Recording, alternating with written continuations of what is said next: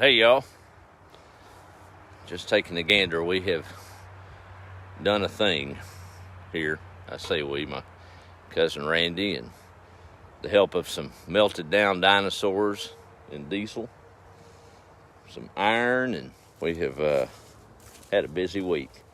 But I have had some kind of time in this 30 by 50 area or so with these little old brambles, these briars. No count to them.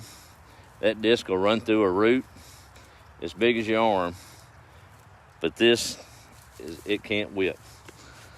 And I got to thinking about that. These vines are a network, little bitty branches covering this ground. And every year they produce a dewberry crop. Good to eat. Hated to break them up, but there's other areas that'll grow them. But there's really fertile soil underneath.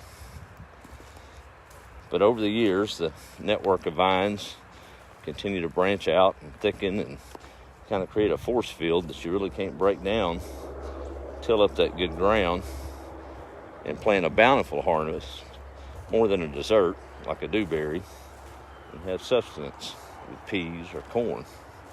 I've had to scrape this ground to get those briars up so that disc can break through and get to the good stuff. It struck me how, especially over the last week or so, realizing some things, and I think that's sometimes what our life looks like. We don't realize it. It puts on a little fruit, but over the years, different setbacks and different turns than you expected, unexpected trials that come your way just kind of create a network of brambles, and you don't even realize it. And although you're still producing a little bit of fruit, the good stuff's a little deeper.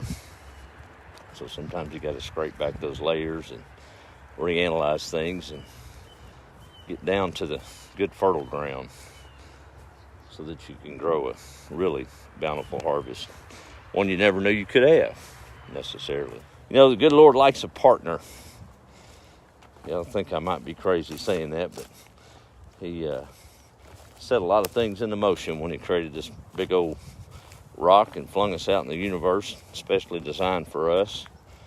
And he could have made us all just robots that chose to embrace him and meditate on him, but he wanted some free will involved. And I heard a story about gardening in relation to that really drove it home for me. And it got me tickled, especially with those brambles that I'm dealing with. Old boy had a piece of property, and he was a man of faith per se, but he knew that had to come with a few works. But he took this piece of property. It was a big rock pile, and he worked diligently and got rid of all those rocks over time. And look at that one. She's been wallowing in the soot. Oh man. Anyway, so he got rid of the rocks and he got to working on it, and over the next year or two he developed a beautiful garden that was talked about in the region. And every year folks would drive from all over to come see this pretty garden that he had taken and cultivated and worked and made a showplace out of a rock pile. Well, one old boy decided he'd put him in his place one day, and he went by there and he walked the garden, and it was beautiful. And he found the gardener and he said, "Mr. Gardener, you've got a beautiful place here. It's so good that the good Lord has blessed you to have this place and to garden it and grow it. It's due to the good Lord and his blessings that you've got this." He said, "Yeah, I believe that too. Blessed it with the sunshine and the rain and put the code in those seeds to grow like they should." But he said, "I got to be honest with you.